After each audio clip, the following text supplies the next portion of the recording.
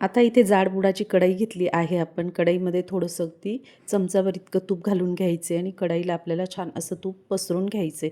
तर नमस्कार, तुमचं सगळ्यांचं स्वागत आहे आपल्या चॅनलवर. आता इथे कढईवर तूप छान पसरून घेतल्यानंतर आपण इथे शेवया घेतल्या आहेत. तर मैत्रिणींनो, लक्षात आलंच असेल आपण शेवयांचा पदार्थ बनवणार आहोत. तर व्हिडिओ नक्की शेवटपर्यंत बघा आणि तुम्ही व्हिडिओ कुठून पाहतात मला नक्की कमेंट करून सांगा. आता इथे आपण ह्या शेवया छान अशा भाजून घेणार आहोत. साधारण 2 ते 3 मिनटं छान भाजून झाल्यावर आपल्याला अजून पुढे प्रोसेस करायची आहे. तर व्हिडिओ नक्की शेवटपर्यंत बघा आणि मी व्हिडिओमध्ये काय बनवत आहे हे मी तुम्हाला अजिबात सांगणार नाही. तुम्ही व्हिडिओ शेवटपर्यंत बघा म्हणजे तुम्हाला आपोआप समजेल. आता इथे छान अशा शेवया आपण भाजून घेणार आहोत. ह्या पद्धतीने अगदी 2 ते 3 मिनटं छान अशा भाजून घ्यायच्या. खमंग कुरकुरीत होतात त्या. आता इथे कढई आपण रिकामी करून घेतलेली आहे. त्यातल्या शेवया काढून घेतल्या आहे. त्यानंतर आपण ह्याच्यात कांदे, टोमॅटो, कढीपत्ता हे सर्व घालून घेणार आहोत. सुरुवातीला आपण कांदे छान असे परतून घेणार आहोत. तर मैत्रिणींनो, तुमच्या लक्षात आलंच असेल तर मला कमेंटमध्ये नक्की सांगा की आपण काय बनवत आहोत. तर इथे आपण कांदे, टोमॅटो आणि कढीपत्ता छान असं 1 ते 2 मिनटं परतून घेणार आहोत. त्यात परतून झाल्यानंतर आपण हिरवी मिरची कट करून घेतलेली आहे. तर मिरची तिखट किंवा कमी तिखट हे प्रमाण तुम्ही तुमच्या आवडीनुसार घेऊ शकता. आता बघू शकता टोमॅटोसुद्धा ऑप्शनल आहे. तुम्हाला आवडत असेल तर घ्या, नसेल आवडत तर नक्कीच घेऊ नका.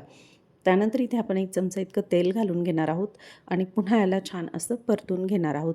तर व्हिडिओमध्ये दाखवल्याप्रमाणे आता हे सर्व साहित्य छान असं परतून झाल्यावर ह्याच्यात आपल्याला शेंगदाणे घालून घ्यायचे. शेंगदाणे ऑप्शनल आहेत, आवडत असतील तर घाला, पण शेंगदाण्यामुळे अजून चव छान येते शेवयांच्या उपम्याची. तर आता इथे आपण थोडंसं परतून झाल्यानंतर आपल्याला इथे थोडंसं जिरं घालून घ्यायचं. तर जिरं साधारण 1 चमचा इतकं जिरं घालून घेतलेलं आहे. त्यानंतर छोटा चमचा इतकी आपण हळद घालून घेतलेली आहे. हळदसुद्धा आपल्याला छान अशा मिश्रणात परतून घ्यायची. त्यानंतर इथे आपण चवीनुसार मीठ घालून घेणार आहोत. तर मिठाचं प्रमाण आपल्या आवडीनुसार कमी जास्त करू शकता आणि हे सर्व छान परतून झाल्यावर ह्याच्यात आपल्याला साधारण 1 ते 1.5 ग्लास इतकं पाणी घालून घ्यायचे. तर बघू शकता मैत्रिणींनो व्हिडिओमध्ये. आता इथे छान ह्या पाण्याला आपल्याला उकळी येऊ द्यायची.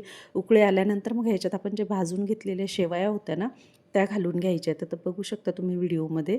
तर ह्या पद्धतीने आपल्याला अशा सुटसुटीत मऊसूत अशा ह्या शेवया बनवून तयार होतात आणि शेवयांचा उपमा तर अगदी भन्नाट लागतो.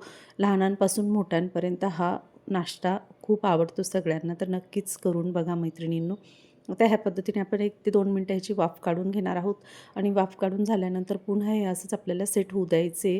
तर बघू शकता तुम्ही व्हिडिओमध्ये दाखवल्याप्रमाणे अगदी झटपट अगदी 5 ते 10 मिनिटात बनून तयार होणारा असा नाश्ता आहे.